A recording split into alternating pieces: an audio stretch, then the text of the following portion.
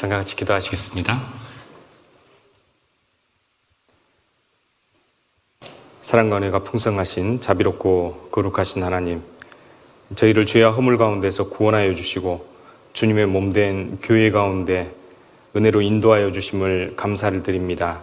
거룩한 주일 맞아서 저희들 발걸음 또 교회로 인도하여 주셨습니다.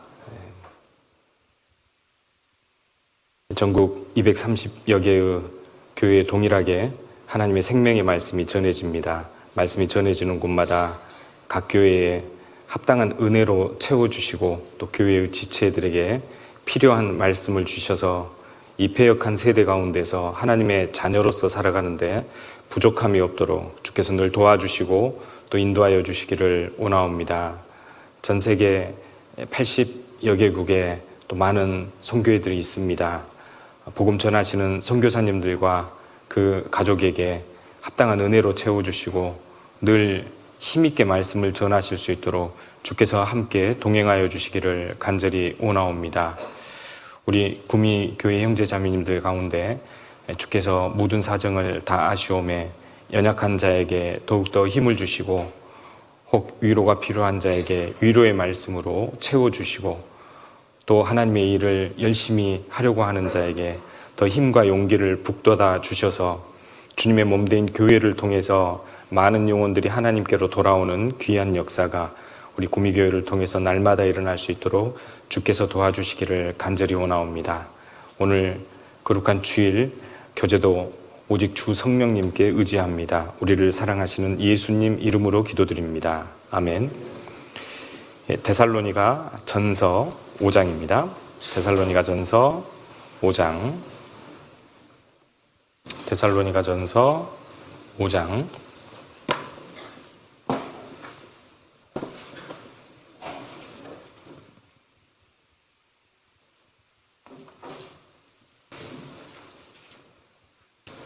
데살로니가 전서 5장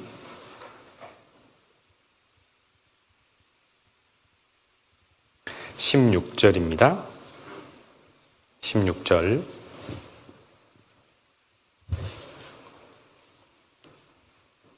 (5장 16절) 제가 읽겠습니다. 항상 기뻐하라. 쉬지 말고 기도하라. 범사에 감사하라. 이는 그리스도 예수 안에서 너희를 향하신 하나님의 뜻이니라. 18절만 함께 읽어보도록 하겠습니다. 범사에 감사하라. 이는 그리스도 예수 안에서 너희를 향하신 하나님의 뜻이니라.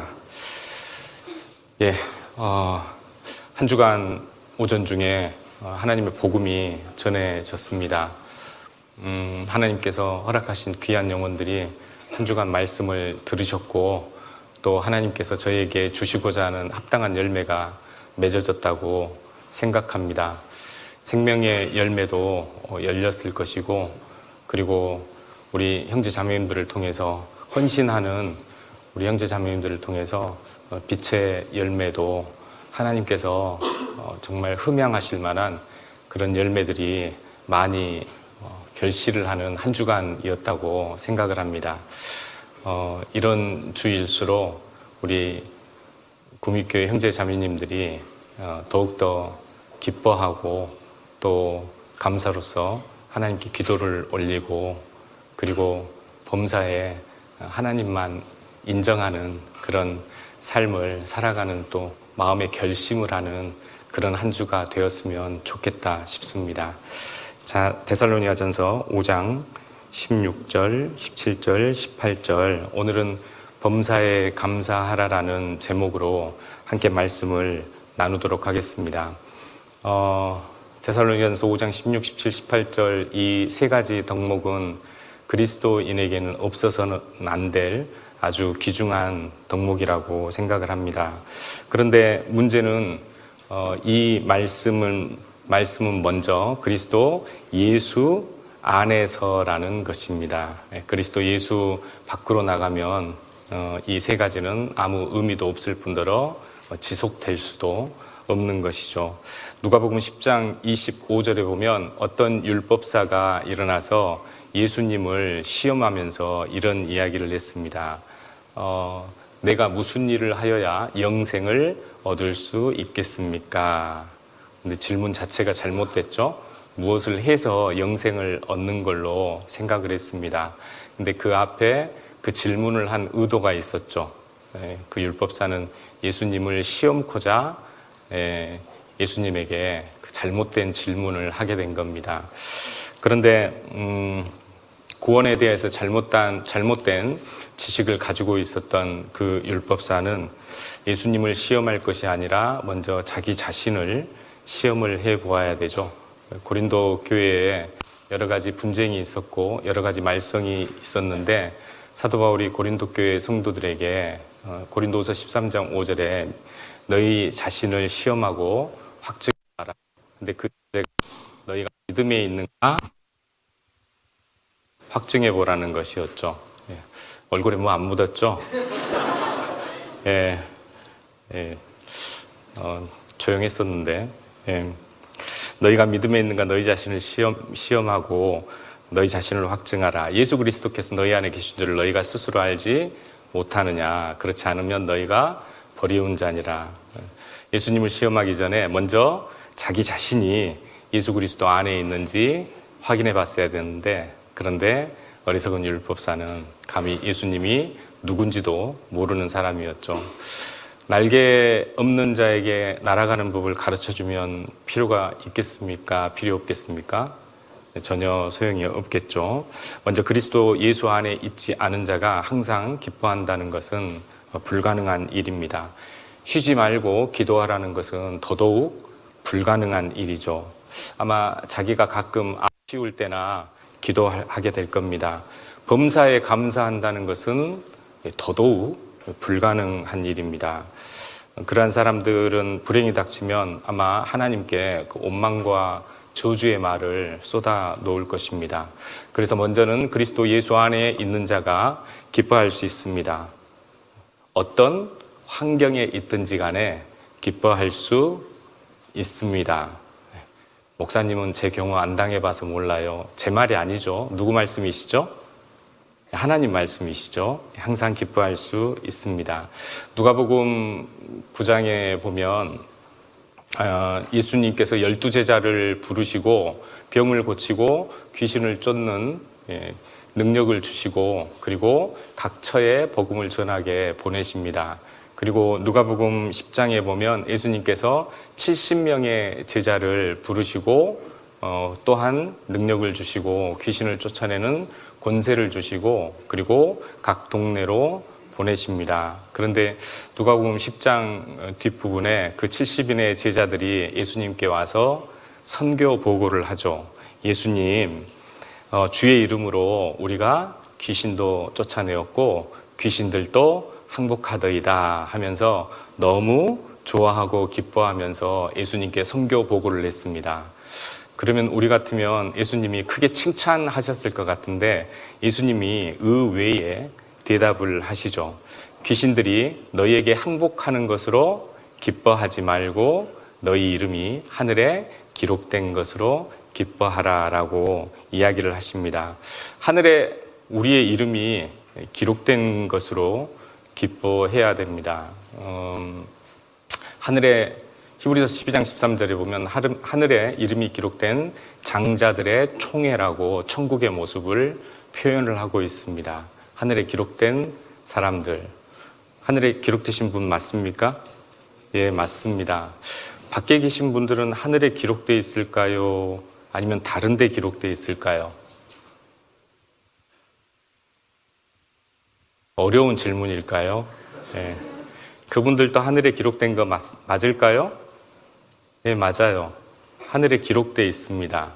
그런데 하늘에 기록되어 있는 그 기한이 있죠. 언제까지죠? 죽을 때까지입니다. 구원 못 받으면 그 생명책에서 어떻게 됩니까? 예, 하늘에 기록된 그 생명책에서 이름이 지워져 버리는 거죠. 예, 그러나 예수 그리스도로 말미암아 영원하고 안전하고 완전한 구원을 받은 그리스도인들은 영혼이 지워지지 않습니다. 그래서 너희 이름이 하늘에 기록된 것으로 기뻐하라라고 이야기를 합니다. 그런데 에레미야 성경에 보면 어떤 사람은 그 이름이 흙에 기록된 사람도 있습니다. 흙에 기록되어 있으면 어떻게 돼버리죠? 사람들이 밟고 다니거나 아니면 바람이 불면 금방 그 땅에서 이름이 사라져버리죠. 에레미야 17장 13절에 무릇 여호와를 떠난 자는 흙의 기록이 되오리니 이는 생수의 근원 되신 여호와를 버림이니이다.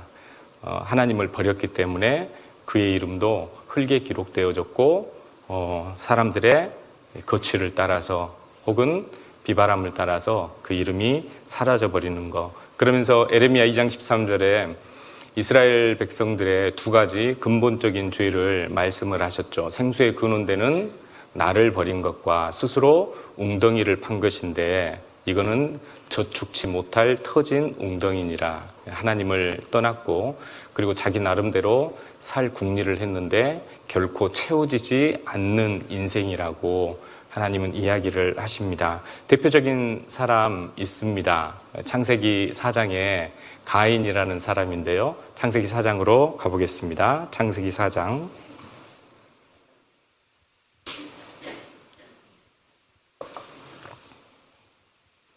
창세기 4장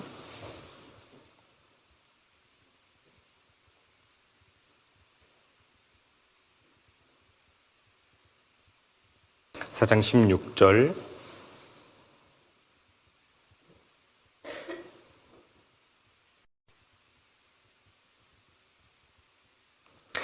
제가 읽겠습니다. 가인이 여호와의 앞을 떠나 나가 에덴 동편 놋 땅에 거하였더니 하나님께서 가인에게 3번이나 회개할 기회를 주셨습니다.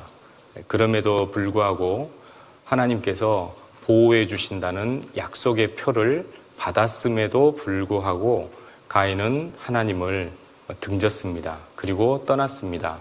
가인이 첫째 아들을 낳았어요. 이름이 뭐라고 되어 있습니까? 저보지 말고 잠깐 성경을 한번 보시면 답이 있습니다. 찾아보세요. 이름이 뭐라고 되어 있죠?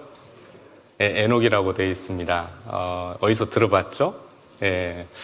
이름도 같습니다. 그리고 뜻도 같겠죠. 에녹이니까. 에녹은 시작이라는 뜻입니다. 뒷장에 나오는 에녹은 아들을 낳고 하나님의 심판하심을 바라보고 하나님과 동행하기 시작했던 대표적인 사람인데 가인의 첫 번째 아들 이 에녹은 하나님을 떠나서 도시를 이루고 살아가는데 그 도시 이름을 자기 큰아들의 이름으로 똑같이 지었습니다. 그래서 에녹이라고 그 성의 이름을 지었습니다. 그러니까 가인은 무엇으로 출발을 했죠? 큰 자기만의 그 도시를, 아성을 쌓는 걸로 시작을 했습니다. 결국은 그 도시 가운데서 아시다시피 이스라엘은 유목민족이잖아요. 그래서 성을 짓고 사는 것이 아니라 다니면서 텐트 생활을 하고 늘 하나님의 인도하심과 도우심을 바라보는 삶을 살아야 하는 민족인데도 그는 자기만의 삶의 방식을 고집하고 성을 짓고 삶을 시작하게 됩니다. 그래서 에녹 18절에 보시면 에녹이 이랏을 낳았고 이랏은 도망자, 도피자라는 뜻입니다. 하나님을 계속 하나님으로부터 멀어지는 삶을 살았죠. 그리고 이랏은 무후야엘을 낳았고 무후야엘은 하나님으로부터 치심을 받은 자라는 뜻입니다. 하나님으로부터 치심을 받았으면 무후야엘부터는 하나님께로 돌아오는 삶을 살아야 될 텐데 그러나 여전히 무후야엘은 무두사엘을 낳았고 결국은 제 곳으로 계속 가다가 무두사엘은 지옥의 사람이라는 뜻입니다. 점점 하나님께로부터 더 멀어지는 삶을 살았죠. 급기야 무두사엘은 라멕을 낳았더라. 라멕은 강한 자라는 뜻입니다. 어찌 생각해 보면 세상 끝에 나타날 적그리스도의 모형이 아닐까라는 생각을 잠깐 해봤습니다. 그리고 19절에 보면 라멕이 두 아내를 취하였으니 하나의 이름은 아다요 하나의 이름은 실라며 아다는 장식 꾸밈이라는 뜻이고 실라는 그 악을 부추기는 자라는 뜻입니다. 그래서 여자였기 때문에 외모에 굉장히 신경을 쓰고 눈에 보이는 것만 쫓아가는 아다라는 여인과 그리고 실라, 남편으로 하여금 돕는 배필로서 하나님께로 인도하는 삶을 살아야 되는데, 그런데 악을 부추기는 여인이었습니다. 또 욥의 아내가 또 잠깐 생각나기도 했습니다. 그런데 이제 그들이 이제 아들을 낳았죠. 20절에 보면 아다는 야발을 낳았으니 그는 장막에 거하여 육축치는 자의 조상이 되었다. 예. 야발은 이끌다라는 뜻이 있는데 결국은 그 하나님께서 양과 염소와 그리고 송아지와 여러 가지 짐승과 가축을 축복으로 주셨는데, 그런데 그들은 먹고 사는 어떤 산업 발달의 초석으로 삼았습니다. 그래서 대량 사육을 하는 그 산업을 발전을 시키는 시작이 바로 야발이 그 시작이 되었습니다. 그 다음에 21절에 그 아우의 이름은 유발이니, 유발은 음악 소리라는 뜻이죠. 그래서 그는 수금과 퉁소를 잡는 모든 자의 조상이 되었으며 악기를 만들어서 대중문화를 발전을 시켰습니다. 다윗과 같이 여러 가지 악기를 만들어서 여호와 하나님을 찬양하는데 사용했던 게 아니라 육신의 쾌락과 즐거움을 위해서 대중문화를 발전시켰던 조상이기도 합니다. 그리고 22절에 실라는 두발가인을 낳았으니 그는 동철로 각양 날카로운 기계를 만드는 자요. 두발가인은 가인의 이름을 따라서 라는 뜻입니다. 그래서 이름을 두발가인이라고 한 거죠. 근데 동철로 각양 날카로운 기계를 만드는 자라고 되어 있습니다. 강력한 전쟁 무기를 만들어서 살상을 하는데 금하지 않았던 그런 삶을 시작했습니다. 그리고 이제 마지막 대막의 피날레를 울리는 게 바로 23절입니다. 라멕이 아내들에게 이르되 아다와 실라여 내 소리를 들으라. 그러니까 이게 지금 아내가 둘인 거죠. 일부 일처제가 바로 깨진 모습, 하나님이 만들어 놓으신 그 한 남자의 한 여자, 그 거룩한 자손을 위해서 하나님께서 허락해 놓으신 결혼이라는 제도가 바로 그 다음 때에서 깨져버린 그 모습을 저희에게 보여주고 있습니다. 내 소리를 들으라. 라멕의 아내들이여 내 말을 들으라. 나의 창상을 인하여 내가 사람을 죽였고 나의 상함을 인하여 소년을 죽였도다. 자기에게 조금이라도 해를 가하는 사람을 라멕은 10배, 100배, 1000배, 만배로 갚아주는 것을 아주 지극히 당연하다는 식으로 선포를 하고 있는 모습입니다. 24절 같이 한번 읽어보실까요?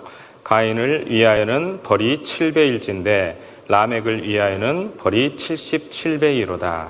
예. 자신을 정당화하는 주장입니다. 예. 나 건들기만 해봐. 어떻게 되는가 하고 자신을 정당화시켜 놨습니다. 보세요. 지금 야다는 육축치는 자의 조상이 되었고 유발은 대중문화를 발전시켰고 두발가인은 강력한 전쟁 문화를 시작을 했습니다. 물질 문명이 계속해서 발달되어지는 초석의 근간을 만든 자녀들이 바로 이 사람들입니다. 그런데 그 물질 문명이 발전되어지는 배경 가운데에서 라멕이 그 당시 사람들의 사상이 어떻게 변해가는가를 23절에 단편적으로 아주 잘 표현하고 있는 내용입니다.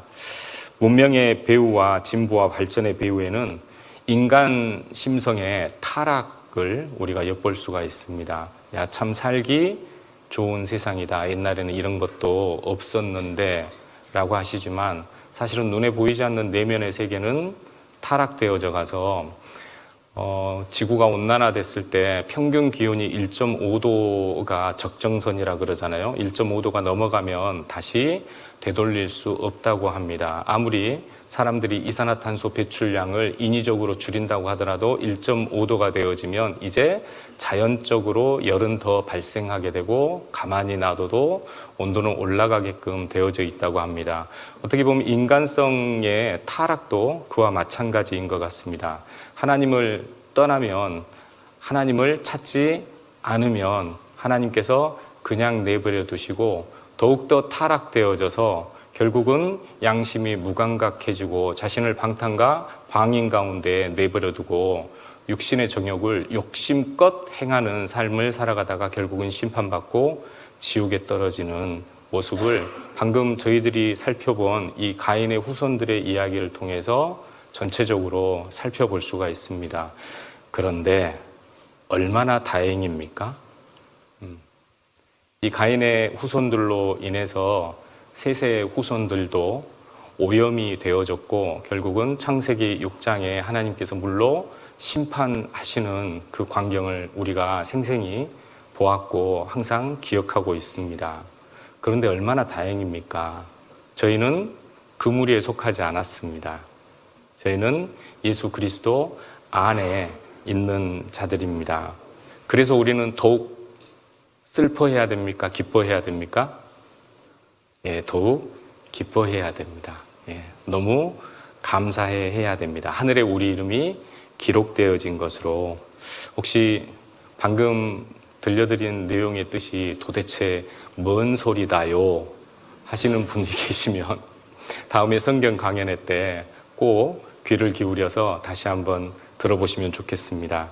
데살로니가전서 5장 17절에 그 다음 말씀은 쉬지 말고 기도하라 라는 내용입니다. 그리고 이렇게 기뻐하는 사람이 그 기도를 끊이지 않고 하나님 앞에 자신의 마음을 터놓고 하나님과 교류를 가질 수 있습니다. 쉬지 말고 기도하라.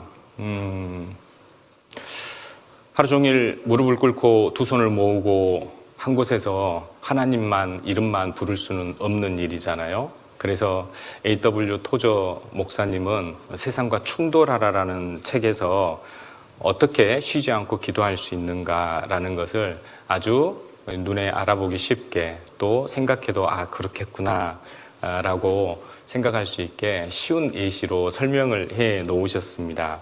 쉬지 말고 기도하라라는 말씀을 이해하기 위해 나는 나침판의 비유를 들고 싶습니다.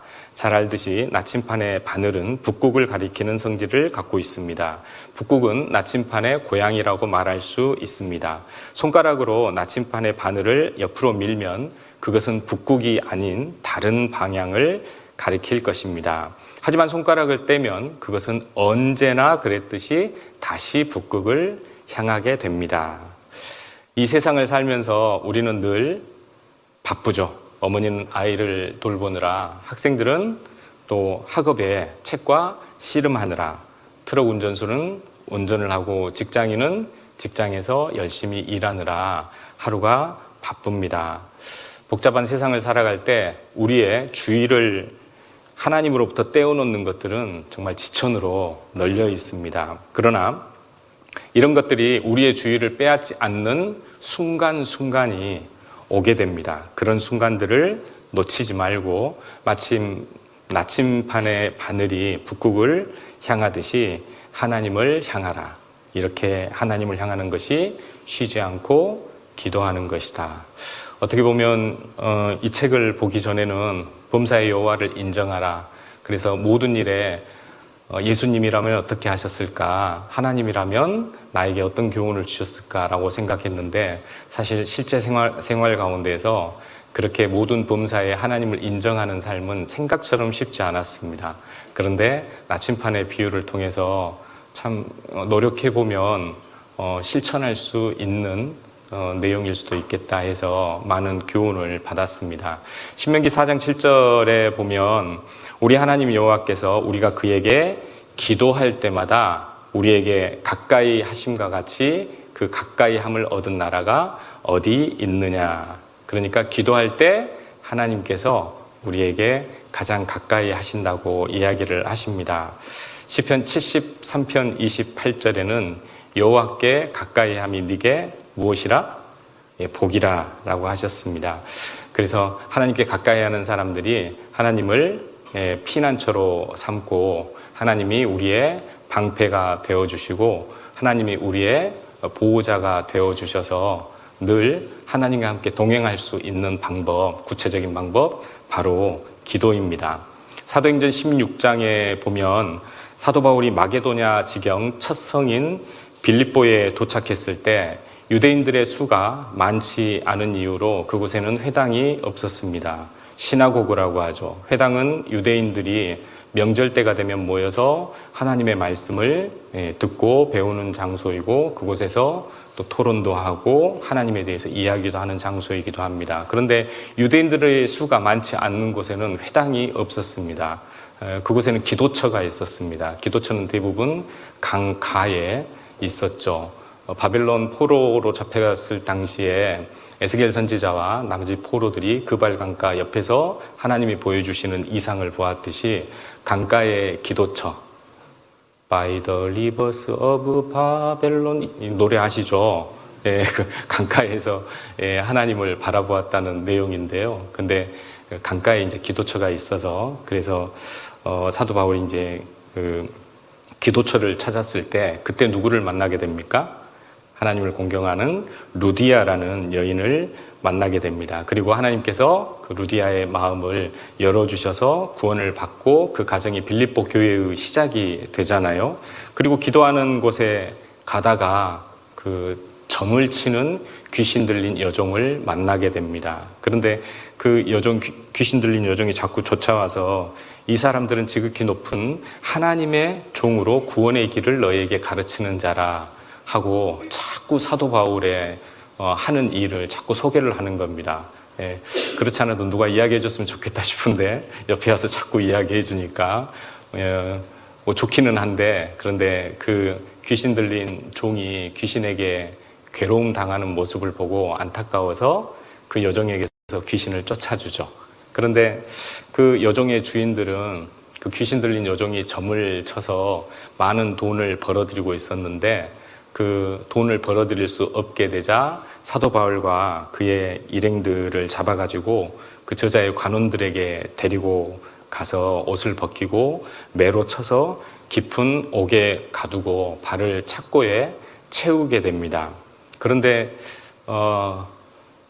착고에 발을 채우고 깊은 감옥, 햇볕 한 점 들어오지 않는 그런 퀴퀴하고 혹 쥐도 돌아다닐 수도 있는 그런 감옥에 사도 바울과 그의 일행들이 들어갔는데 그들은 뭘 했죠?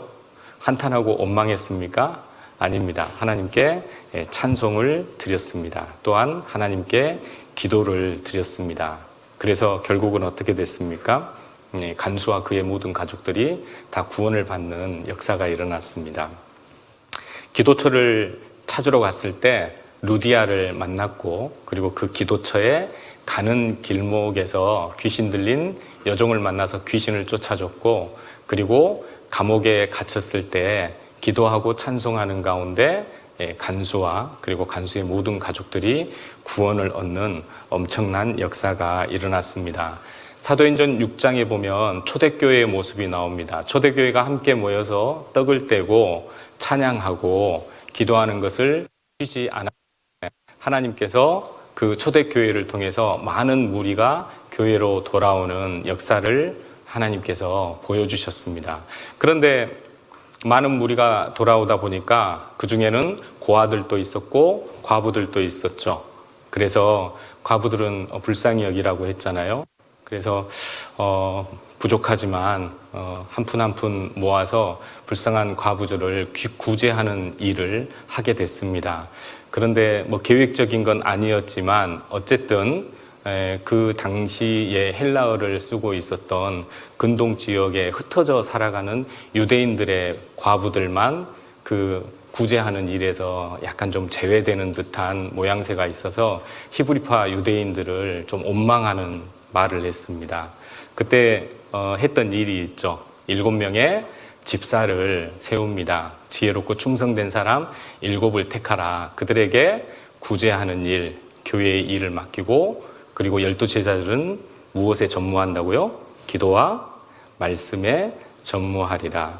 그러니까 선한 일을 하는 과정에서도 기도와 말씀이 없으면, 기도가 없으면 결국은 서로 갈등을 일으킬 수 있다라는 거. 우리 교회 생활도 마찬가지죠. 교회 와서 정말 열심히 하고 싶고 교회 와서 정말 하나님께 최선을 다하고 싶고 나의 모든 것을 드리고 싶습니다. 그런데 기도가 먼저 하지 않고 말과 행동이 앞선다면 그 말과 행동으로 형제 자매들의 마음에 상처를 줄 수 있고 생각지도 않은 갈등이 일어날 수도 있다라는 것을 보여줍니다. 그래서 모든 일에 기도로 시작하고 또 그 일로 인해서 하나님께 영광을 돌리는 기도로 마치는 거, 그는 우리 그리스도인의 삶의 습관이 되어야 될 걸로 생각합니다.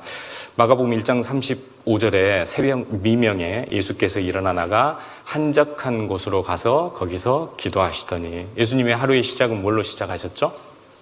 기도로 시작을 하셨습니다. 그리고 예수님께서는 전도하러 가시기 전에도 기도를 시작으로 전도하러 다니셨습니다. 습관을 조차 기도하셨고 기적 전에 기도하셨으며 아무리 바빠도 기도부터 하셨습니다. 중요한 일을 결정하기 전에 그때도 기도하셨습니다. 제자들을 부르기 전에도 기도하시고 제자들을 만나러 가셨습니다. 그리고 누가복음 6장에 보면 기도하실 때 비어나산에서 그 용모가 변하셨습니다. 기도하시고 십자가를 지셨고 십자가 위에서도 기도를 하셨습니다. 그래서 쉬지 말고 기도하라라는 것은 우리 구원받은 그리스도인이 육신은 우리 호흡을 통해서 생명을 유지하듯이 우리의 영혼은 하나님과의 소통, 기도를 통해서 영혼의 호흡을 통해서 구원받은 이후에 새 생명을 얻은 이후에 그 영혼의 호흡, 바로 기도라는 거 멈추면 안 되겠죠? 멈추면 안 되겠죠? 그래서 성경은 어떻게 기도하라고요?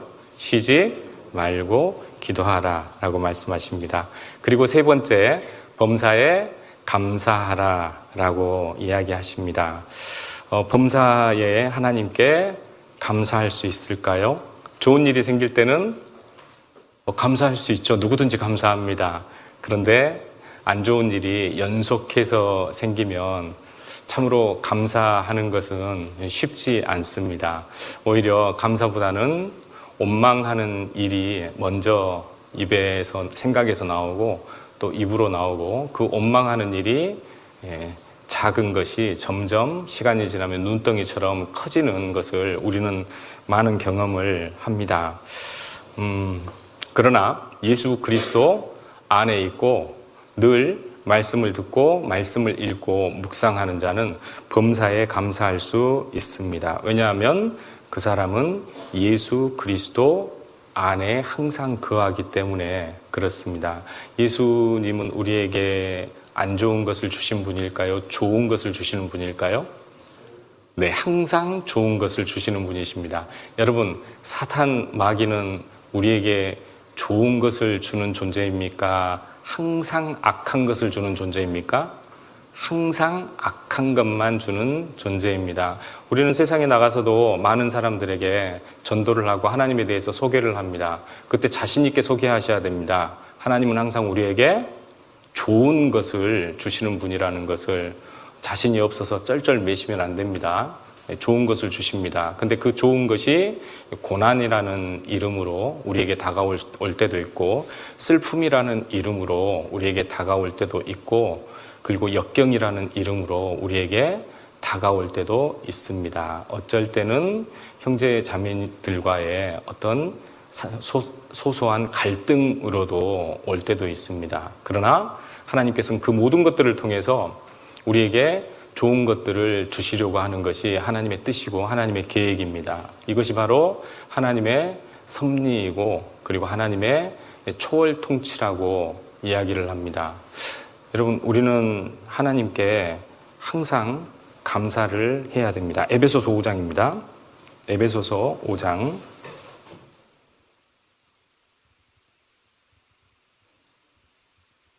에베소서 5장.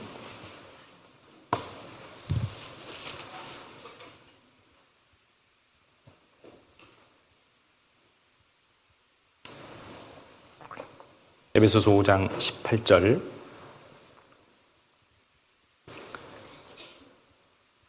에베소서 5장 18절. 제가 읽겠습니다. 술 취하지 말라. 이는 방탕한 것이니 오직 성령의 충만을 받으라. 시와 찬미와 신령한 노래들로 서로 화답하며 너희의 마음으로 주께 노래하며 찬송하며 범사의 우리 주 예수 그리스도의 이름으로 항상 아버지 하나님께 감사하며 그리스도를 경외함으로 피차 복종하라. 20절 같이 한번 읽어보실까요? 범사의 우리 주 예수 그리스도의 이름으로 항상 아버지 하나님께 감사하며. 예. 하나님이 사람을 창조하신 목적 중에 하나는 하나님께 찬송과 영광을 돌리게 하시기 위함입니다. 성령으로 거듭난 사람들은 마땅히 하나님께 찬송과 영광을 돌려야 됩니다. 구약시대 이스라엘을 구속하신 목적이 이사야 43장 21절에 자세하게 나와 있습니다. 이 백성은 내가 나를 위하여 지었나니 나의 찬송을 부르게 하려 함이니라. 이스라엘 백성을 하나님께서 선택을 하셨습니다. 뭐 주시려고 선택하셨죠? 복 주시려고 선택하셨습니다. 그런데 그들이 말을 듣지 않으면 하나님께서 징계와 저주를 내리셔서 돌이키게 하시게 하기 위한 방법이지 멸망시키려고 하는 방법이 아니잖아요. 끝까지 돌이키지 않았기 때문에 2000년 동안 그렇게 큰 저주를 당하게 된 것입니다. 마지막 때 7년 환란 중반기 때 14만 4천 명이 하나님께로 돌아오는 그런 대역사가 있게 될 것입니다. 결국은 이방인들은 구원받은 이방인들은 들림을 받게 되고 마지막 환란의 시기 때 이스라엘 민족만이 구원을 받는 그런 엄청난 구원의 역사가 일어나게 될 겁니다. 이스라엘은 교회의 그림자이기도 하고 이스라엘은 하나님의 축복의 그림자이기도 하고 그리고 이스라엘은 우리 구원받은 그리스도인의 그림자이기도 합니다. 이스라엘만의 이야기가 아니죠. 하나님께서 이스라엘을 선택하셨습니다. 2000년 동안 이 땅에서 없는 것 같은 민족이었는데 그런데 어느 날 갑자기 독립을 하였습니다. 천지가 변한다고 할지라도 이스라엘, 만약에 천지가 변한다고 하자 그러면 이스라엘도 없어질 것이다. 근데 천지가 변할 수는 없잖아요. 지구도 태양 주위를 동일하게 돌고 있고 태양도 은하계 주위를 동일하게 지금도 돌고 있습니다. 천지의 규례가 변하지 않는 것처럼 이스라엘은 절대 이 땅에서 없어지지 않는다고 말씀하신 것처럼 교회도 절대 없어지지 않습니다. 주님이 제시한 그 때가 올 때까지는 교회는 절대 망하지 않습니다. 교회는 복음을 전하는 곳이고 그 머리는 예수 그리스도이기 때문에 그렇습니다. 근데 우리가 그 교회의 일원이 되고 지체가 된 것입니다. 여러분, 감사하지 않을 이유가 단 하나도 있지 않습니다. 신약시대 그리스도인들을 구원하시는 목적, 에베소서 1장에 자세하게 나와 있습니다. 1장 6절입니다. 1장 6절.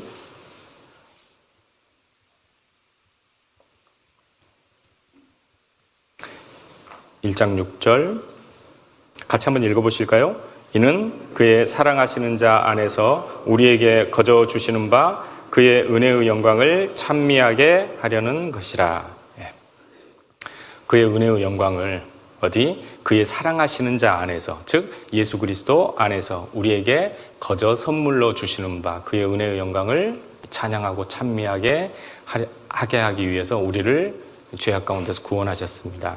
베드로 사도도 비슷한 이야기를 하셨죠. 오직 너희는 택하신 족속이 왕같은 제사장들이요 거룩한 나라요 그의 소유된 백성이니 이는 너희를 어두운 데서 불러내어 그의 기이한 빛에 들어가게 하신 자의 아름다운 덕을 선전하게 하려 하심이니라. 맞습니다. 하나님의 영광을 예수 그리스도에 비춰져 있는 하나님의 영광을 아는 빛을 우리 마음에 비춰주셨습니다. 그 빛을 반사해서 착한 행실, 선한 행실로 이제 착한 행실, 선한 행실은 하나님의 말씀에 순종하는 삶을 이야기를 합니다. 도덕적으로, 양심적으로 착한 것만을 이야기하는 게 아닙니다. 하나님의 말씀에 순종하는 삶을 통해서 많은 사람들에게 하나님은 이런 좋은 것을 주시는 분이라는 거, 하나님은 우리에게 나쁜 것은 조금도 주시지 않는 분이라는 거, 우리의 삶을 통해서 그들에게 보여줘야 됩니다. 와, 저 사람 교회 다니더니 사람이 이상해졌다, 변했다, 야, 너 갑자기 변하면 죽어. 혹시 그런 말 들어보셨습니까? 그러나 속으로는 뭐라고 하죠? 좋은 방향으로 변했다. 예, 나도 저 사람처럼 살고 싶다. 도대체 그 속에 뭐가 있길래 그 얼굴빛이 저렇게 밝고 항상 기쁠까라는 그런 의문을 가지게 우리 그리스도인들은 살아야 됩니다. 그것의 구체적인 방법은 범사에 감사하는 겁니다. 예, 감사하는 사람에게는 그 마귀가 틈을 탈 수 없다고 그러잖아요. 왜냐하면 모든 일에 다 감사하기 때문에 틈을 탈 수 없다고 합니다. 구약시대 때 그 이스라엘 백성들이 모이면 주로 이제 시편을 가지고 하나님을 찬미했다고 합니다. 그래서 5장 다시 한번 넘겨볼까요? 5장.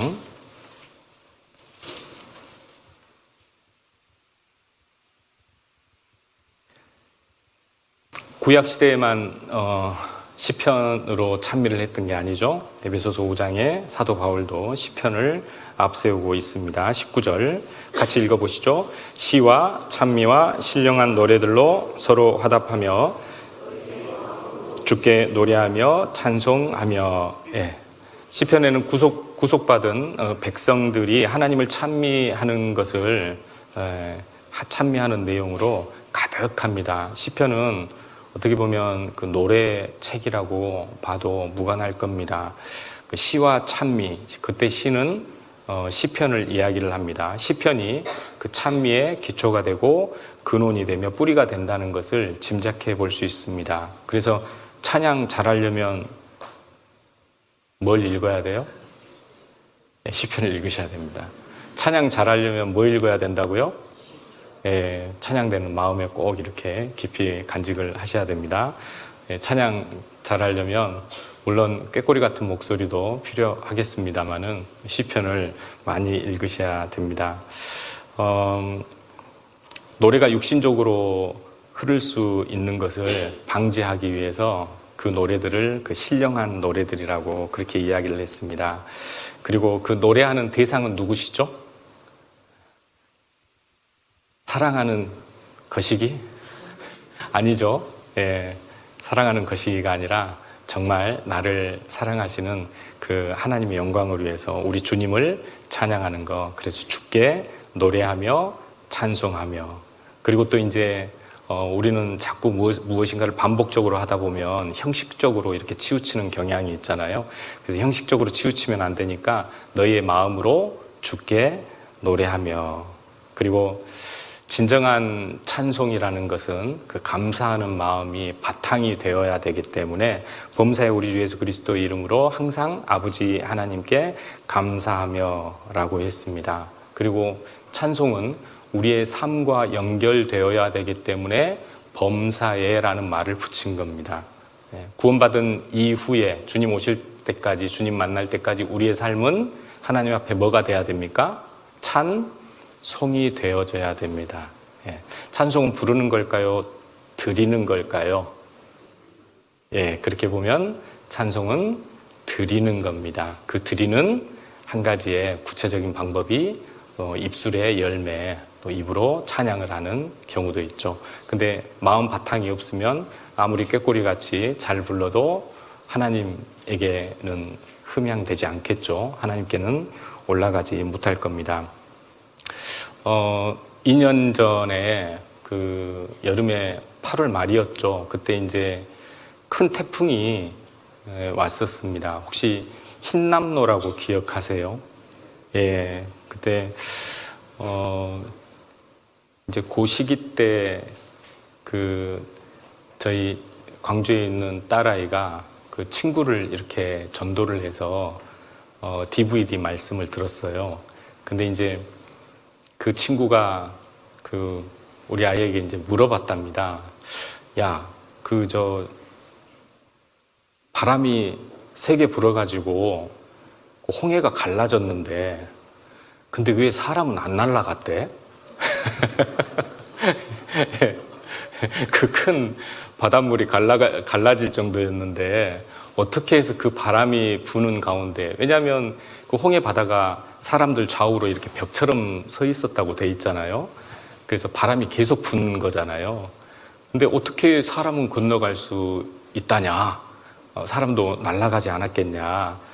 그래서 이제 딸아이가 전화를 했어요. 생각해 보니까 그러네요, 아빠. 그것은 어떻게 된 거래요? 그전에는 심각하게 생각해 보지 않았던 거죠. 예. 그래서 이제 저도 이제 좀 구체적으로 이야기를 해줘야 될 필요성이 있어서 저희 전도인들은 또 여러 가지 자료가 있어서 다시 한번 그 자료를 좀 더 세세하게 보는 그런 시간이 있었습니다. 그런데 그 자료를 다시 한번 이렇게 세세하게 보면서 정말 놀라움을 금치 않을 수가 없었습니다. 출애굽기 14장에 보면 모세가 바다 위로 손을 내음인데 여호와께서 동풍을 밤새도록 불어서 바닷물을 물러가게 하시니 물이 갈라져 바다가 마른 땅이 된지라. 그러니까 그 물을 모세가 지팡이를 딱 드니까 그때만 불었던 게 아니죠. 그 전에 밤새도록 계속해서 바람이 불어왔던 거죠. 그런데 딱 그 바닷물이 갈라질 그때 바로 직전에 모세가 하나님을 향해서 부르짖었고 지팡이를 들었고 그리고 하나님은 홍해바다를 그때 갈라주셨습니다. 근데 또 마른 땅이 됐다고 했잖아요. 그래서 그 바람이 절대 아주 시원한 바람은 아니었을 거다. 약간 그 뜨거운 바람이었을 거다. 왜냐하면 사막에서 불어오는 바람이니까요. 그걸 이제 시로코라고 하거든요. 이탈리아어로 열풍이라는 뜻입니다. 그래야 이제 그 바람이 세차게 불면 이제 뜨겁고 그 바람이 불면 금방 이제 증발이 되잖아요. 마르게 되잖아요. 그래서 시편 106편 9절에 보면 이에 홍해를 꾸짖으시니 곧 마름에 저희를 인도하여 바다 지나기를 광야를 지남 같게 하사. 그러니까 분명한 것은 홍해를 가르신 분은 누구라는 뜻입니까? 하나님이라는 뜻이었습니다. 당시에 그 미국의 기상학자이자 플로리다 주립대학의 그 교수로 재직 중이던 도론노프 박사라는 분과 나단 그 팔로 박사님이 신문에 이런 기사를 냈어요. 모세의 기적은 성령에 의한 초자연적인 일이 아니라 자연현상으로 빚어질 수 있는 현실 가능한 일이었다라고 발표를 했고 대대적으로 그 기자회견이 이루어졌던 그 내용이 예전에 신문에 나와 있던 그 자료에 있었습니다. 근데 이제 그 내용을, 신문 내용을 이렇게 살펴보면 뭐라고 나왔냐면요. 시속 46마일 정도로 10시간에서 12시간 가까이 계속해서 바람이 불었고 일정 방향으로 어떤 바람이 계속해서 불어댄다면 홍해와 같이 엄청난 양의 물도 밀어낼 수 있다. 이것은 그 추측으로 발표한 걸까요? 실험치, 즉 그 값을 얻어서 발표한 걸까요? 여러 번의 실험의 결과였고 그리고 그 값을 얻어서 발표를 했습니다. 그러니까 누구든지 동일한 환경에서 동일한 조건으로 실험을 하면 갈라진다, 안 갈라진다? 갈라지는 게 확실했기 때문에 신문에 발표를 했고 신문 기자들도 뭐 박사라고 해서 무조건 실어주는 건 아니잖아요. 뭔가 믿을 수 있는 합리적인 근거가 있었을 때 그거를 기사화하고 또 기자들도 와서 이제 기사를 취재를 하고 그러잖아요. 제가 태풍 흰남노 이야기를 한 게 워낙 강력한 태풍이었고 정말로 그 바람이 불 때 걸어가는 것조차도 굉장히 힘들었던 그런 태풍이었기 때문에 2년 전에 그 제주도하고 경주, 뭐 울산, 포항, 부산 그 강타하면서 진짜 많은 피해를 냈었거든요. 근데 그 흰남노의 풍속이 초속 40에서 60m 안팎으로 매우 강한 폭풍이었습니다. 그래서 굉장히 피해가 컸었죠. 사람이 그 기분 좋게 느끼는 바람의 속도가 얼마인 줄 아세요? 초당 0.5에서 5m 정도랍니다. 그러니까 똑딱 똑딱 할 때 0.5에서 5m 정도 가는 그 바람의 세기, 그 정도가 이제 살랑살랑 미풍이라고 그러죠. 기분 참 좋을 때입니다. 사람이 똑바로 서서 견딜 수 있는 바람의 속도는 초당 10m랍니다. 약 2배 정도 되죠. 그냥 그 정도 바람은 개의치 않고 그냥 쭉 걸어갈 수 있습니다. 근데 초당 15m 정도 되면 몸이 앞쪽으로 살짝 기운대요. 몸이 앞쪽으로. 이 몸이라는 게 본능이 있잖아요. 그래서 가만히 서면 위험할 것 같으니까 몸이 살짝 앞으로. 초당 20m가 되면 앞으로 몸을 숙이지 않으면 바람에 의해서 쓰러지게 되고 또 발을 움직이거나 몸의 중심을 이동시키지 않으면 쓰러져 버린답니다. 그러니까 가만히 서 있으면 안 돼요. 어떻게 해야 돼요? 바람을 맞아서 계속 그쪽 방향으로 몸을 숙이고 계속 이렇게 걸어가야 됩니다. 멈추면 돼요? 안 돼요? 멈추면 안 돼요. 계속 가야 됩니다. 30m의 속도로 불면 사람이 앞으로 전진하는 것조차 어렵게 되고요. 45m가 되면 사람이 땅에 발을 디딜 수 없게 돼서 거의 뭐 굴러가는, 뭔가 붙잡고 있지 않으면 굴러가 버리는 그 정도 된답니다. 여러분, 아까 제가 시속 74km라고 그랬죠? 시속 74km를 메타로 한번 바꿔볼까요? 74 곱하기 1000 킬로미터니 킬로는 1000으로 바꿀 수 있죠. 단위 환산하면. 그 다음에 아워를 세크로 바꾸면 3600초. 74,000 3600분의 74,000 몇이죠? 뭔 소리다냐? 대충 몇 배입니까? 74,000분의 74, 36 대충 몇 배죠? 대충 2배죠. 그죠? 대충 2배잖아요. 예, 2배인데 그 바람의 속도가요, 계산을 해봤더니요 20.5m예요. 20.5m의 속도로 10시간에서 12시간을 계속 분 겁니다. 여러분, 20.5m, 20m가 되면 사람은 앞으로 진행하려면 어떻게 해야 된다고요? 몸을 숙여서 계속 움직여야 됩니다. 그렇지 않으면 중심을 잃어버리고 쓰러질 수 있기 때문에 그렇습니다. 계산해보고 깜짝 놀랐어요. 15km, 폭은 6km입니다. 이스라엘 보통 200만 정도라고 하는데 어떤 학자들은 아이들까지 다 하고 또 노약자들까지 다 하면 350만 정도 되지 않았을까. 근데 그들이 어떻게 하룻밤새 그 15km나 되는 홍해바다를 건너갈 수 있었을까? 만약에 중간에 누군가 낙우되거나 아니면 쓰러지거나 넘어지면 시간이 많이 지체되겠잖아요. 근데 그들은 서로 돕고 일으켜 세우고 또 짐승들도 있었잖아요. 고개를 앞으로 숙이고 몸을 앞으로 숙이고 쉬지 않고 계속 갔었을 거라고 생각합니다. 하나님께서 이스라엘 민족의 힘을 사우디아라비아 광야 쪽으로 계속해서 인도하셨던 거죠. 그게 뭡니까? 바로 20.5m/s의 그 바람으로 계속해서 인도를 하셨던 겁니다. 그래서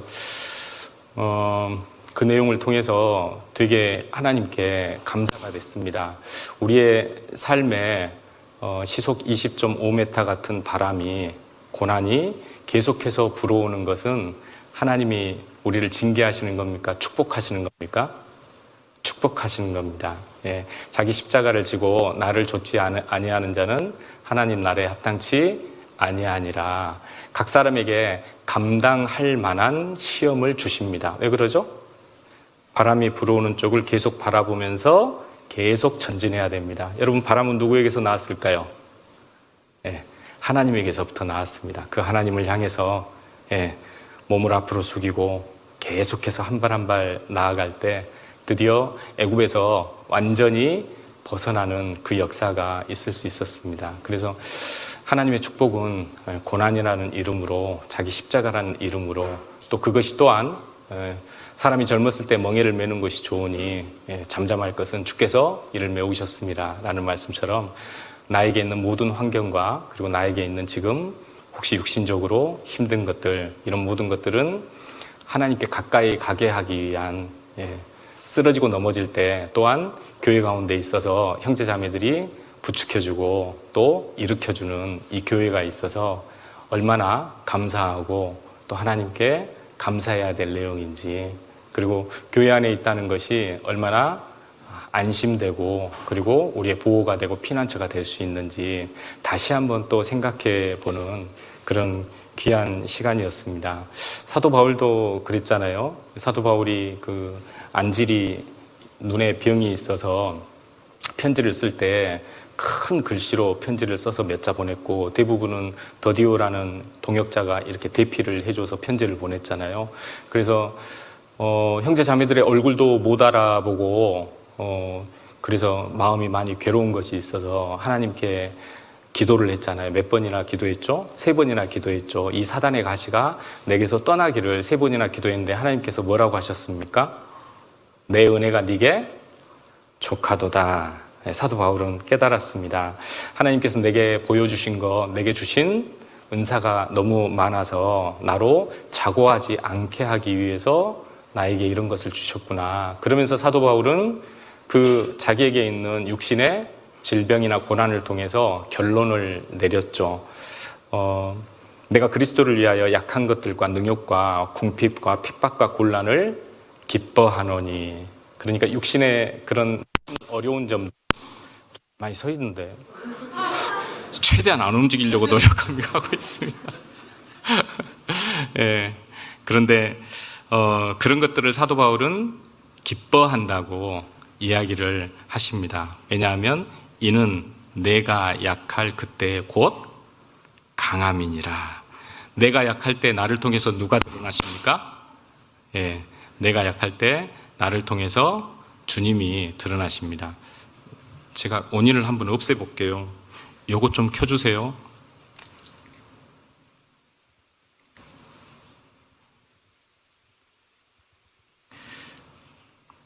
제가 좀 욕심을 부렸나 봐요. 네. 오늘 방송실 형제님이 목사님 오늘 칠판 쓰시렵니까? 하고 여쭤보시길래요. 욕심을 내서 쓸지도 모르겠습니다. 라고 해서 무선 마이크를 찾는데요. 예. 쓸 기회가 오면 또 쓰겠습니다. 예. 내가 약할 때 나를 통해서 주님이 드러나십니다. 왜? 주님을 의지하고 바라봐야 하기 때문에 그런 고난의 상황을 주신 하나님께 감사드립니다. 로마서 8장 28절에 하나님을 사랑하는 자, 곧 그 뜻대로 부르심을 입은 자들에게는 모든 것이 합력하여 무엇을 이루죠? 예, 선을 이룹니다. 아브라함에게 아들 이삭을 바치라는 명을 내리셨습니다. 아브라함이 이삭을 바치는 것은 자기의 생명을 드리는 것보다 더 고통스러운 일이었을 겁니다. 그러나 아브라함은 믿음으로 아들을 드리는 것을 하나님께 감사함으로 승화를 시켰고, 그리고 이삭을 하나님께 드림으로 해서 부활 신앙을 깨닫게 되었고 믿음의 조상이 될 수 있었습니다.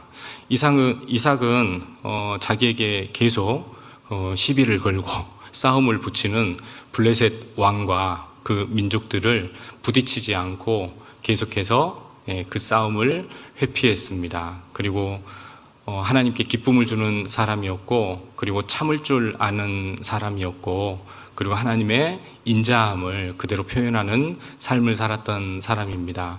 그로 인해서 이삭은 그 블레셋 왕 아비멜렉에 의해서 내가 당신 보니까 당신은 하나님과 함께 동행하는 사람입니다 라는 칭호를 얻을 수 있었습니다. 그리고 이삭은 이름대로 하나님을 기쁘시게 하는 자가 되었습니다. 야곱은 장꾀로 아버지도 속이고 형도 속여서 결국은 쟁취하고자 하는 하나님의 축복을 얻게 되었습니다. 그로 인해서 삼촌 라반을 만나서 또 된통 당했지만 야곱에게는 좀 그 근성이 있었죠. 하나님의 복을 어떻게든 끝까지 쟁취하려고 하는 끈질긴 게 있었습니다. 그래서 야곱의 이름을 뭘로 바꿔주셨습니까? 예, 이스라엘로 바꿔주셨습니다. 하나님과 겨루어 이긴 자라는 뜻입니다.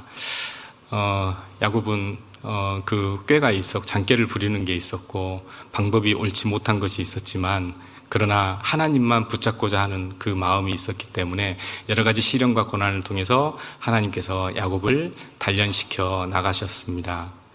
요셉은 말로 할 것 없겠죠.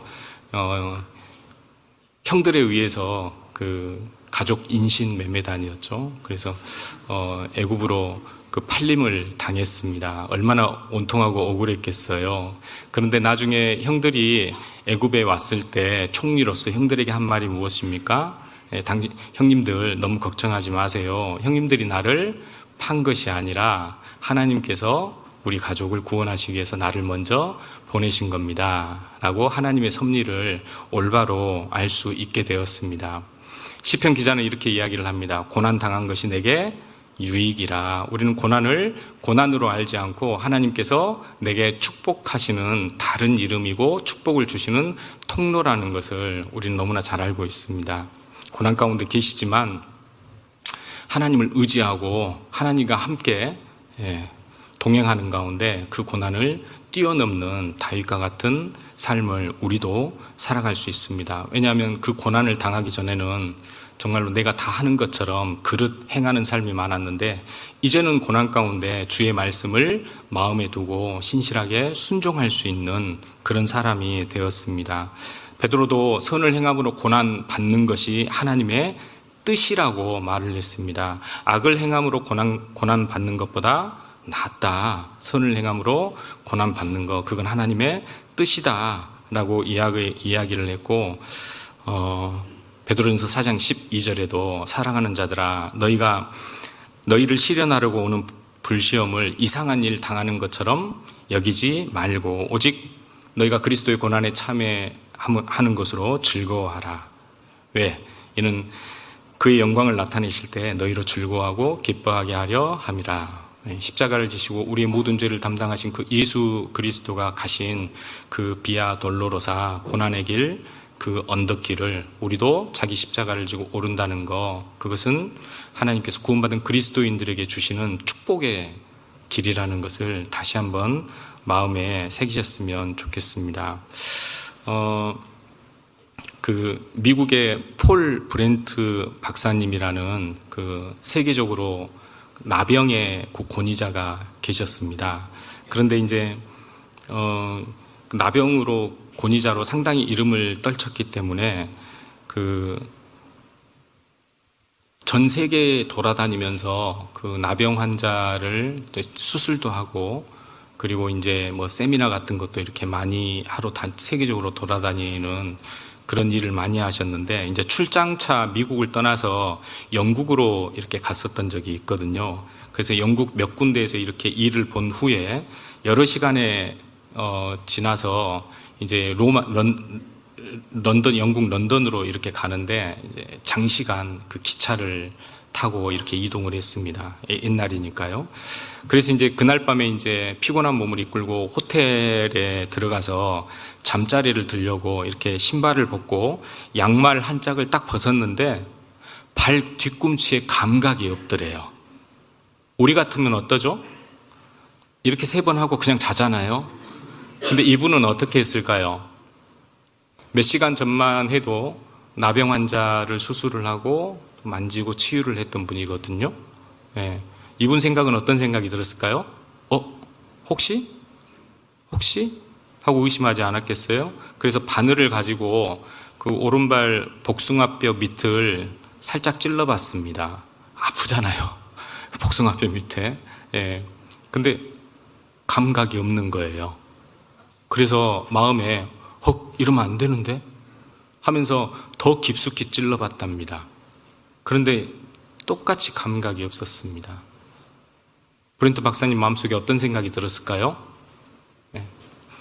그 나병 환자들의 삶이 이제 자기의 삶이 되고 사람들로부터 멀어질 수밖에 없고 또 사람들로부터 손가락질 받고 또 사람들과 함께 할 수 없다는 그 생각이 너무나 잘 알고 있잖아요. 나병 환자들의 삶을. 그걸 생각을 하면서 밤새도록 고통 가운데 울부짖다가 지쳐서 쓰러져서 침대에 이렇게 기대고 잠이 들었습니다. 그리고 아침이 돼서 호텔의 커튼 사이로 햇살이 비춰오고 그 햇살에 눈이 부셔서 깨어났습니다. 그리고 앞으로 내 인생은 어떻게 될 것인가. 이때까지 정말 나병의 권위자로서 남들에게 존경받는 그런 삶을 살았는데 이제 앞으로 나는 저 밝은 햇살을 이 눈으로 볼 수 없는 그런 어두운 삶을 살아야 된다는 그런 생각을 엄습해 왔고, 저 밝은 해를 또 언제 이렇게 볼 수 있을까 하고 혹시나 하는 생각에 옆에 떨어져 있던 바늘을 들어서 다시 한번 오른쪽 복숭아뼈를 깊숙이 찔렀답니다. 어떻게 됐을까요? 으악 하고 소리를 질렀다. 너무 아파서 으악 하고 소리를 질렀답니다. 여러분, 그 아픔은 박사님에게 고통이었을까요? 축복이었을까요? 예, 그 아픔은 그야말로 축복이었습니다. 그제서야 박사님은 깨달았어요. 그 장시간의 기차 여행으로 앉아있는 동안에 신경의 한 부분이 눌려서 발이 잠깐 마비 상태가 왔었던 것이었습니다. 그래서 그 찔러도 감각이 없었던 거예요. 예. 그래서 그 후로는 이 브랜튼 박사님은 그 실수로 손가락을 칼에 베었을 때도 그 고통에 감사합니다. 발을 잘못 디뎌서 발목이 접질려져서 팔딱팔딱 뛰면서도 그 아픔에 대해서 진심으로 감사를 했다고 합니다. 심지어는 버섯 요리를 한번 잘못 먹은 적이 있어서 온몸을 뒤틀면서 심하게 토하면서도 속으로 이런 고통을 느끼게 할 수 있어서, 느낄 수 있어서 하나님 감사합니다 라고 했다고 합니다. 예. 사람은 누구나 자신의 고통을 안고 삽니다. 지금 내가 그 고통을 느끼고 살아가는 것이, 그것이 바로 우리가 살아있다는 증거이고 아픔을 느낄 만큼 건강하다는 표징이기도 합니다. 고통 중에 부르짖어서 하나님을 보다 가까이에서 배울 수 있다면 이것까지도 분명한 것은 우리 그리스도인에게 복이고 감사의 조건일 것입니다. 그래서 시편 기자는 그렇게 이야기를 한 거죠. 고난당하는 것이 내게 유익이라. 이로 인하여 내가 주의 율례를 배우게 되었나이다. 우리가 십자가의 고통까지는 우리가 체험할 수는 없지만 각자에게 맡겨진 그 십자가의 고통을 느끼면서 그 십자가의 고통으로 완성되어진 이 성경 하나님의 말씀을 우리에게 허락하신 그 십자가를 통해서 우리도 깨달아갈 수 있는 겁니다. 고통 가운데 기록되어지고 고통으로 완성되어지고 상상할 수 없는 그 고난 가운데 이루어진 게 성경입니다. 그런데 편안히 책상에서 절대 깨달아 알 수 없습니다. 맛있는 거 먹으면서 토의한다고 해서 깨달아질 수 있는 게 아니라는 겁니다. 예. 그래서 예수님께서는 자기 십자가를 지고 나를 좇는 자가 하나님 나라에 합당하다고 되어 있고, 하나님 나라에 합당한 자는 하나님의 뜻을 깨닫고 하나님의 뜻대로 순종하며 살아가는 그런 그리스도인입니다. 곰곰이 생각해 보면 우리는 그것 말고도 감사할 게 너무나도 많습니다. 사람을 창조하신 분이 하나님이시죠. 생명을 부여하신 분도 그분도 하나님이십니다. 전도서 11장 7절에 빛은 실로 아름다운 것이라 사람이 눈으로 해를 보는 것이 즐거운 일이로다. 오늘 아침에 오시면서 혹시 해 보셨어요? 오늘 약간 흐리긴 한데, 예. 가끔 한번 눈으로 한번 해를 보십시오. 계속 쳐다보고 있으면 망막이 상합니다. 그러면 안 되고요. 눈으로 해를 보는 것이 참 즐거운 일이로다. 빛은 실로 아름다운 것이라. 얼마나 기가 막힌 말입니까? 요양원에 가면 당신 몸을 스스로 일으킬 수도 없는 많은 건강이 허약하신 분들이 많이 있습니다. 중환자실에 가면 햇빛을 보고 싶어도 커튼을 자기 손으로 거들 수 없는 그런 분들도 태반이시고, 산소호흡기 하나로 생명을 유지하고 계신 분들도 너무나도 많습니다. 여러분, 그런 분들에 비해서 우리는 육신적으로 하나님께서 건강을 주셔서 오늘 이 시간 내 두 발로 걸어서 하나님 말씀 앞에 나왔습니다. 이것도 너무 감사할 내용이죠. 근데요, 빛은 실로 아름다운 것입니다. 빛 대신 하나님, 그분은 너무 아름다운 분이십니다. 너무 사랑스러운 분이십니다. 그런데 우리가 육신의 눈이 아닌 영적인 안목으로 그분을 볼 수 있다는 거, 여러분, 이건 특별한 축복 아니겠습니까? 이건 특별한 축복입니다. 하늘에 떠있는 저 태양빛은 모든 사람에게 하나님께서 동일하게 주십니다. 마태복음 5장 45절에 그 해를 악인과 선인에게 비치게 하시며 비를 의로운 자와 불의한 자에게 내리우심이니라. 일반 축복이죠. 햇볕을 모든 사람에게 비추시고 그리고 비를 내려서 결실기에 풍성한 결실을 맺게 하시는 분, 그분이 바로 하나님이십니다. 하나님의 섭리로 만물을 운행하시고 결실기를 주셔서 사람의 마음을 기쁘게 하시는 분, 그분도 하나님이십니다. 그것도 일반 축복이죠. 우리만 누리는 게 아니라 구원받지 않은 하나님을 모르는 분들도 동일하게 누리는 일반 축복입니다. 그리고 사도행전 17장 25절에는 하나님께서 만민에게 생명과 호흡과 만물을 친히 주십니다. 우리에게 생명을 주신 분, 시편 36편 9절에 생명의 온천이 되신 그분은 우리에게 생명을 허락하셨습니다. 생명도 주셨고 그 생명을 유지할 수 있도록 호흡도 주셨습니다. 호흡은 내가 생각해서 한숨 내뱉고 한숨 들이쉬고 하는 게 아니죠. 호흡은 그냥 자연적으로 되는 겁니다. 그리고 만물을 주셨습니다. 우리에게 평생 살아가면서 누릴 수 있는 모든 만물을 하나님께서 허락하신 겁니다. 이 모든 것을 친히 주시는 자, 할 때 친이라는 말은 너무 원하셔서라는 뜻입니다. 너무 간절히 원하셔서 우리에게 그 모든 것을 주셨습니다. 우리에게 생명도 주셨고 그 생명 활동을 왕성히 누리게 하신 그분을 우리는 찬양하지 않을 수 없습니다. 그래서 시편 150편 제일 끝절에 뭐라고 되어 있죠? 호흡이 있는 자마다 여호와를 찬양할지어다 할렐루야 라고 말씀하셨습니다. 그런데 여기 앉아있는 우리는 그런 일반 축복뿐 아니라 아주 특별한 축복을 받은 사람들입니다. 히브리서 2장 3절에 우리가 이같이 어떤 구원입니까? 큰 구원입니다. 아주 큰 구원을 우리가 받았습니다. 하나님은 우리를 위해서 가장 큰 선물을 준비하셨죠. 그죠? 행위에서 난 것이 아니니 누구든지 자랑치 못하게 우리는 아무것도 준비한 것이 없는데 하나님께서 친히 준비하셨습니다. 이것이 너희에게서 난 것이 아니오 하나님의 선물이라. 이같이 큰 구원이라고 했는데 얼만큼 큰 구원입니까?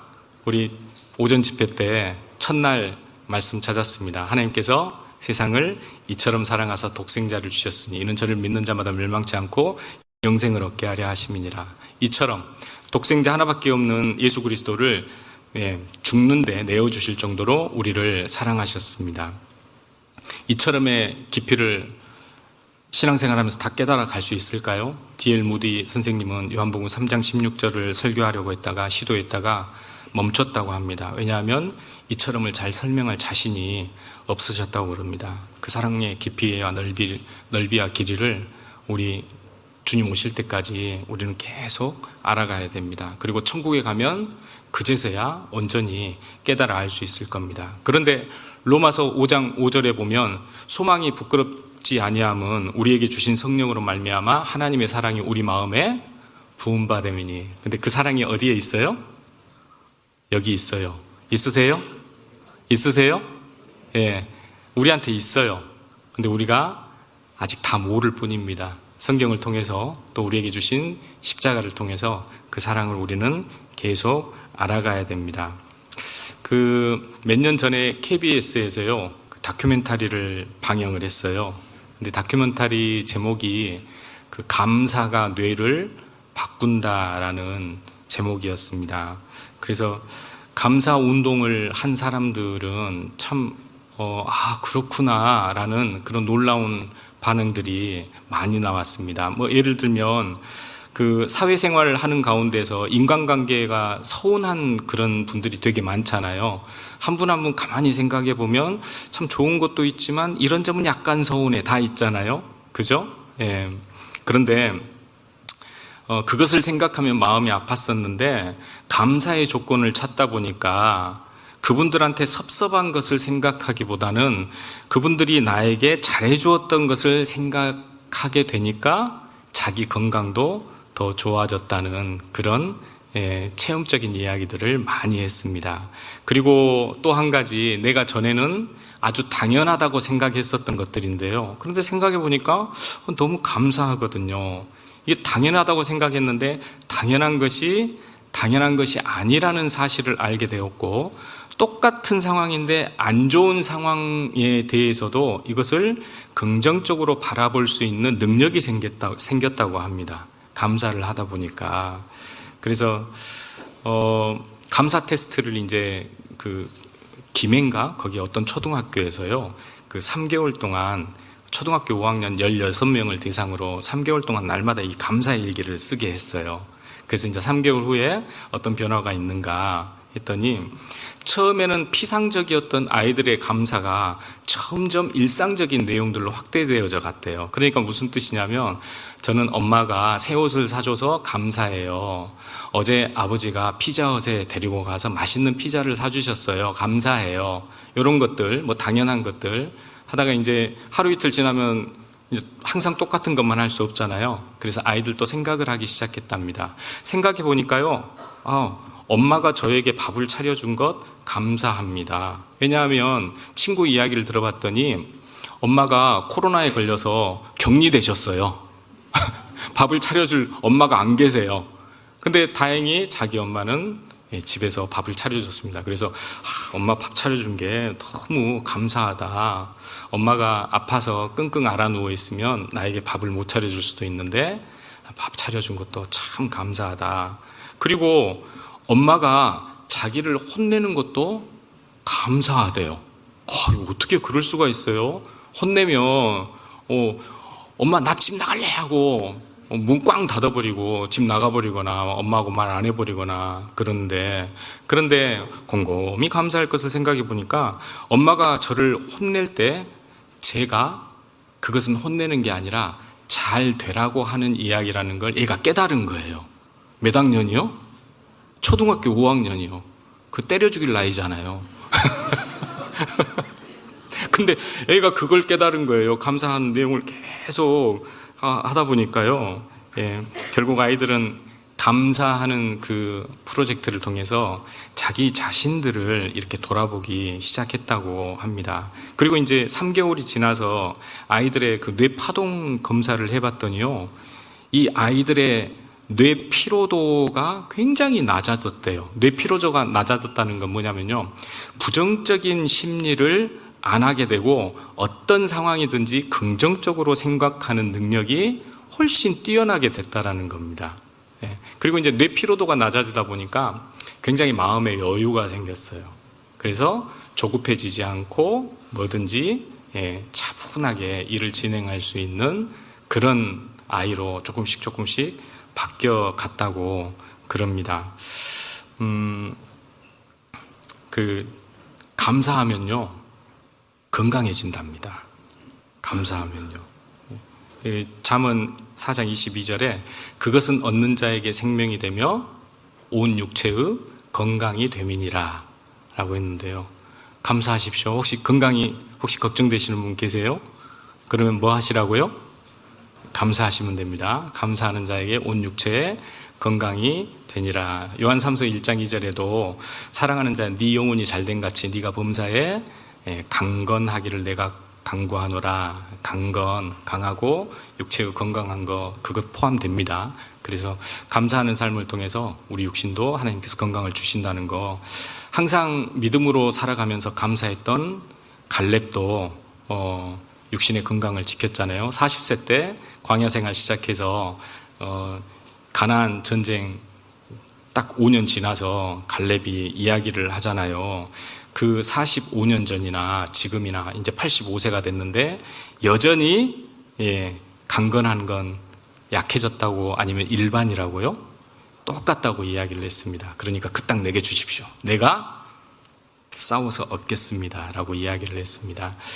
마음을 잘 지키면, 감사하면 건강해집니다.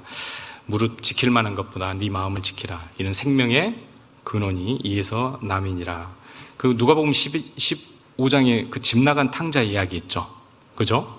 여러분, 집 나간 탕자가 밖에 나가서 허랑방탕에 돈 다 쓰고 결국은 남의 농장에 들어가서 돼지가 먹는 쥐염 열매도 못 먹고 거지가 다 돼가지고 터벅터벅하고 아버지에게로 돌아왔잖아요.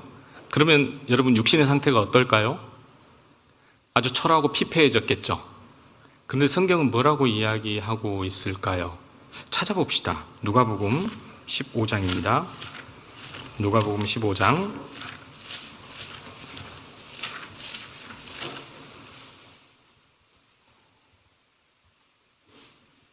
누가복음 15장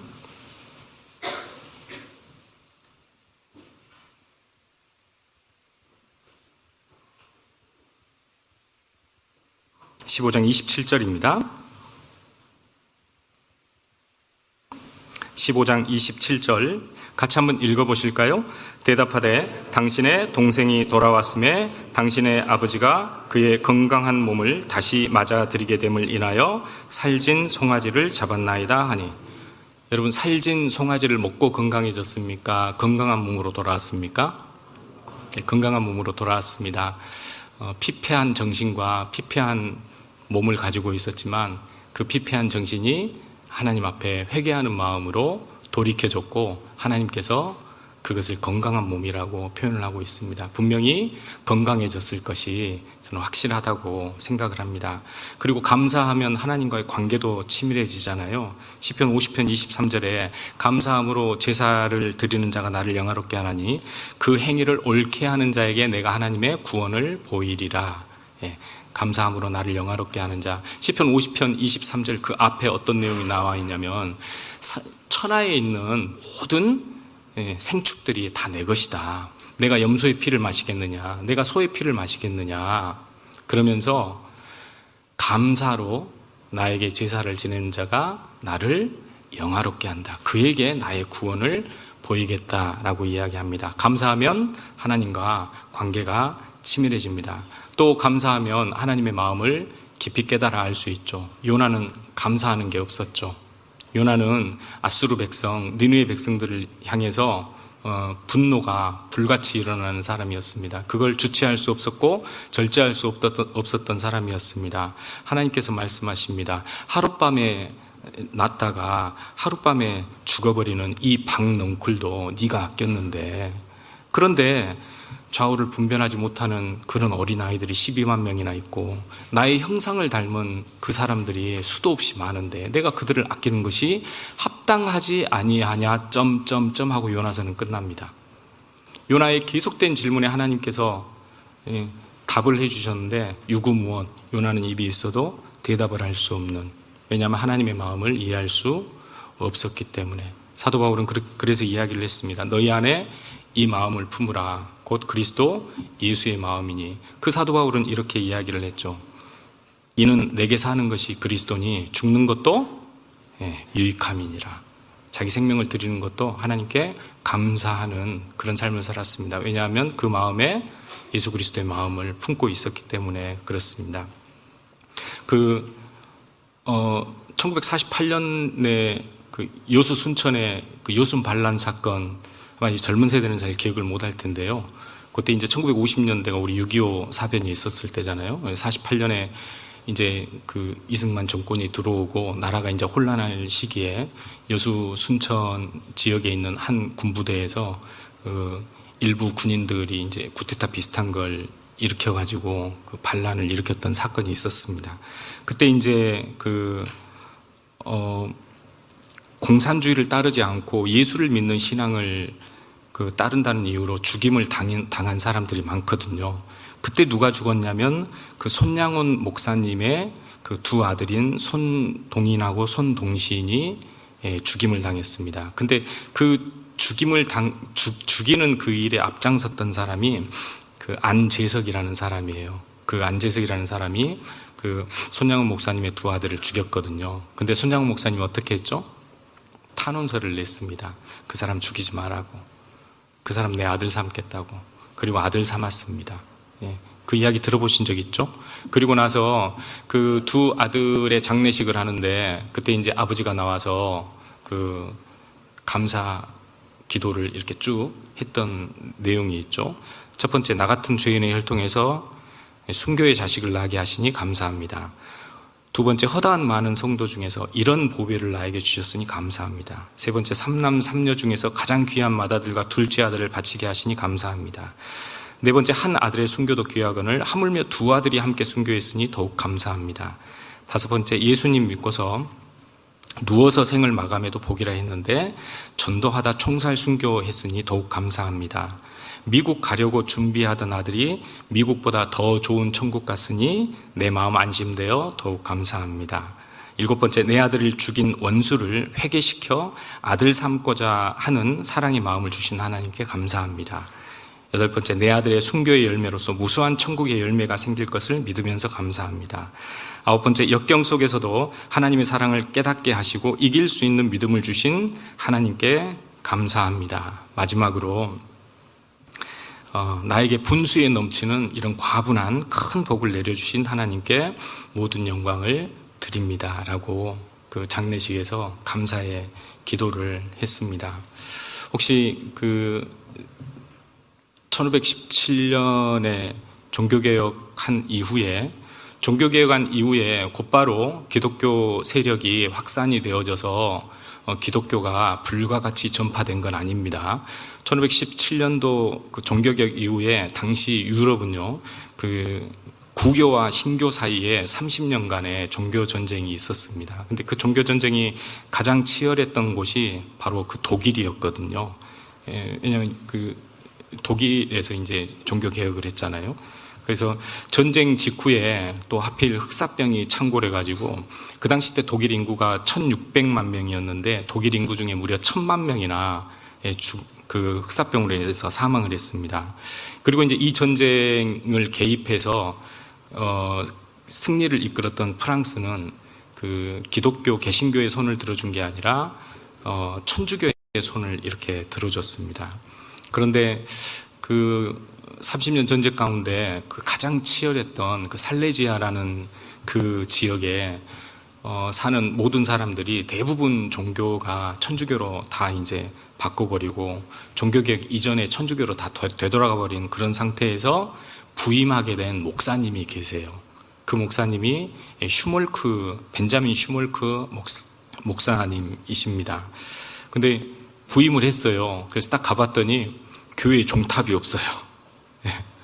그리고 통나무와 흙 벽돌로만 교회당이 이렇게 지어져 있었답니다. 근데 담당하는 교구는요, 주변 마을 36개 마을을 담당해야 됐어요. 천주교 박해로 인해서 종탑도 마음대로 세울 수가 없었습니다. 장례식도 그 천주교에 가서 허락을 받고 이렇게 장례식을 해야 될 정도로 아주 종교적으로 힘든, 전도하기도 힘든 그런 상황이었습니다. 그럼에도 불구하고 하루도 빠짐없이 계속해서 선교를 다녔어요. 신방 다녔어요. 36개 마을을 계속해서. 너무나 선교에 열중한 나머지 과로로 자주 쓰러졌고 급기야는 30대 초의 나이에 그 중풍과 백내장이 왔다고 합니다. 30대 초예요. 중풍과 백내장이면 우리 때는 언제쯤 옵니까? 한 70, 80? 이 정도 때 오잖아요. 36개 마을을 빠짐없이 계속해서 신방하고 다니니까 이게 교인들이 감동을 했어요. 그래서 하나 둘씩 늘어나기 시작했습니다. 32세가 되던 어느 날 아픈 몸을 이끌고 신방을 딱 다녀왔는데 멀리서 이렇게 딱 오고 있는데 통나무로 지은 자기 집이 불타고 있더래요. 그래서 달려왔지만 이미 그 화마의 불길 속에 완전히 다 타버렸습니다. 그런데 안타까운 건 그 다 타버린 집 가운데 두 아들이 부둥켜 안고 있는 모습이 잿더미로 발견이 됐어요. 그래서 두 아들의 시체를 아는 채 하염없이 눈물을 흘리면서 하나님께 기도를 했다고 합니다. 하나님 뜻대로 행하시옵소서. 내 온몸과 내 영혼을 주께 드립니다. 이 세상 아무리 힘든 일이 있어도 주님 항상 저를 인도하셨고 나를 주관해 주십시오. 하나님 뜻대로 행하시옵소서. 그 큰 근심 중에도 낙심케 마시고 우리 주님도 때로는 울기도 하셨지 않습니까? 주님이 날 주관하셔서 주님 뜻대로 하십시오. 하나님 뜻대로 행하시옵소서. 내 모든 일들을 다 주님께 맡기고 저 천성 향하여 고요히 가겠습니다.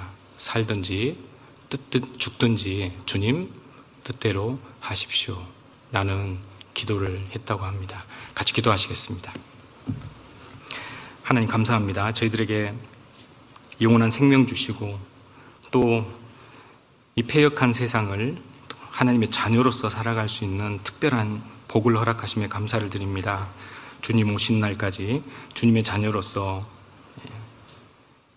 항상 기뻐하고 또 쉬지 않고 주님과 늘 소통하며 그리고 모든 일에 예수 그리스도의 이름으로 감사하는 그런 삶을 살아갈 수 있도록 또 주께서 도와주시기를 간절히 원하옵니다. 이번 집회를 통해서 또 새 생명을 얻은 너무나 소중하신 분들 계십니다.